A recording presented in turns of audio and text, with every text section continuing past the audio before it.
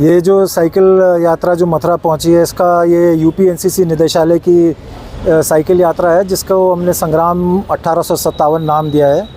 और साइकिल यात्रा का मकसद है कि हमारे 1857 जो प्रथम स्वतंत्रता संग्राम का जो युद्ध रहा, उसमें जो हमारे वीर सेनानियों ने प्राणों के अपनी सर्वोच्च बलिदान दिया, उनकी याद लोगों के बीच में ताज़ा करें, जिससे कि लोगों में देश प्रेम की भावना एक बार दोबारा से सर चढ़ के दौड़े।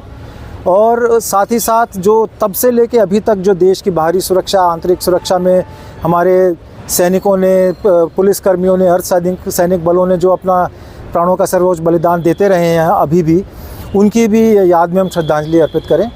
और लास्ट में जो एनसीसी के ट्रेनिंग का जो मुख्य उद्देश्य है कि हमारे देश के युवा को सशक्त बनाना, जिससे कि आगे चल के वो देश के निर्माण में अपना बहुमूल्य योगदान दे सकें।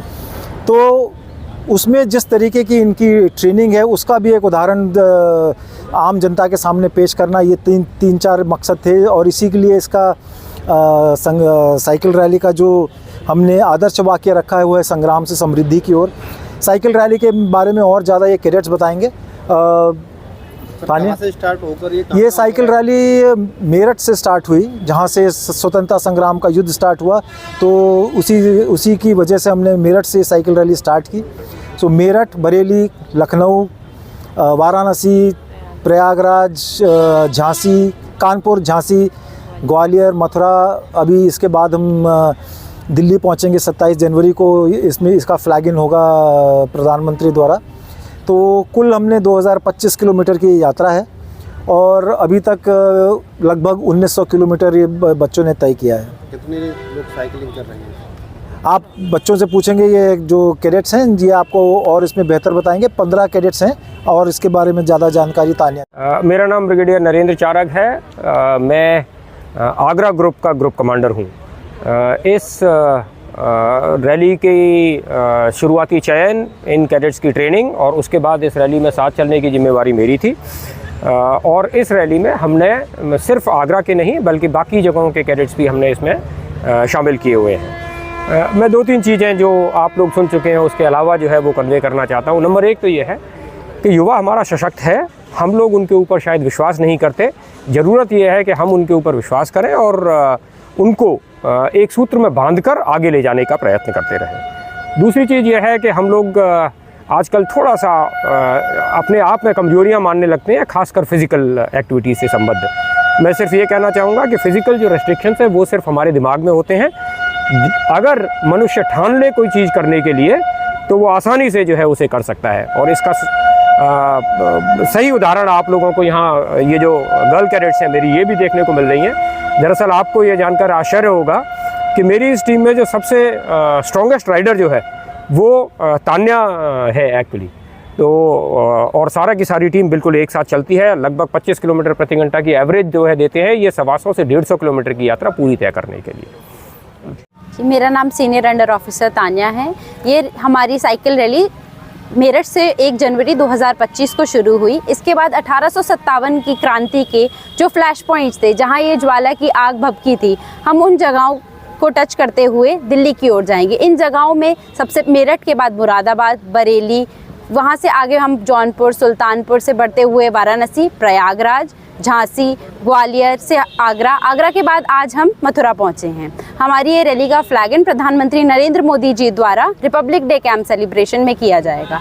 इस रैली के माध्यम से हम 1857 की क्रांति के बारे में जो लोग भूल चुके हैं उन्हें जागरूक करा रहे हैं। हमारा मकसद सिर्फ इतना नहीं है कि लोगों को 1857 की क्रांति याद दिलाना, बल्कि जो भी हमारे पूर्वजों ने सेक्रीफाइस किए थे हमें आज़ादी दिलाने के लिए, उसे याद रखना और भारत को आगे की ओर लेकर जाना, सशक्त रहकर। जातिवाद, रिलीजन पे जो भी हम भेदभाव करते हैं उसको ना करें, पूरे हिंदुस्तान को, पूरे भारत को साथ रखें और आगे की ओर लेकर जाएं। इस साइकिल यात्रा में कैसा अनुभव रहा? इस साइकिल यात्रा में मानसिक रूप से और शारीरिक रूप से तो हम लोग बहुत ही ज़्यादा फिट हुए ही हैं, परंतु जो हमारा इतिहास था उसके बारे में भी जानने को हमें मिला। तो ओवरऑल अगर ये पूरी यात्रा को देखें तो एक पर्सनालिटी डेवलपमेंट में भी हमारी इसने हेल्प की। और युवा युवतियों को क्या बोलना चाहेंगे आप? युवा युवतियों को मैं ये मैसेज पास करना चाहती हूँ कि अपने आप को किसी से कम ना समझें।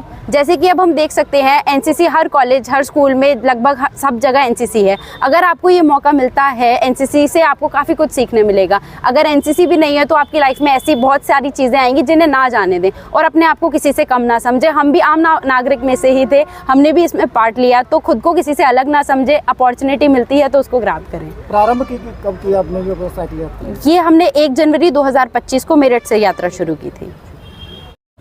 नमस्कार, मैं अमरनाथ गर्ल्स डिग्री कॉलेज की NO lieutenant doctor Manorama Kaushik आपको ये बताना चाहूँगी कि आज 10 यूपी बटालियन ने साइकिल अभियान के सभी कैडेट्स को यहाँ पे रिसीव करके उनका स्वागत किया है। ये साइकिल अभियान 1 जनवरी 2025 से चल रहा है। मेरठ से शुरू हुआ था जो आज 20 जनवरी को मथुरा में आकर पहुँचा है और अभी यहाँ से ये सुबह इनका फ्लैग ऑफ होगा और ये नोएडा जाएंगे, वहाँ से फिर दिल्ली जाएंगे। इस तरह से ये बेचारे साइकिलिंग करते हुए बहुत मेहनत से और सबको अपना स्वतंत्रता सेनानियों की स्मृति में एक संदेश देते हुए आ रहे हैं।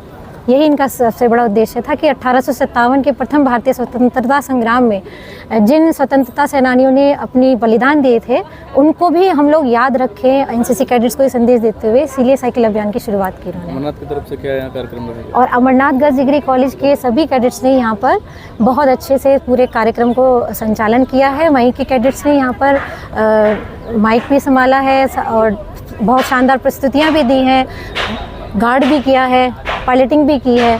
तो सांस्कृतिक कार्यक्रमों से लेकर परेड तक हमारे अमरनाथ गर्ल्स डिग्री कॉलेज के कैडेट्स ने पूरा प्रतिभाग यहाँ पर किया है। और कौन से कॉलेजों के कैडेट्स यहाँ पर रहे थे? बीएसए कॉलेज के कैडेट्स भी यहाँ पे आए हुए हैं, आईओपी डिग्री कॉलेज के बच्चे भी यहाँ पर आए हुए हैं। सभी की सहभागिता से आज का कार्यक्रम आयोजित किया गया है।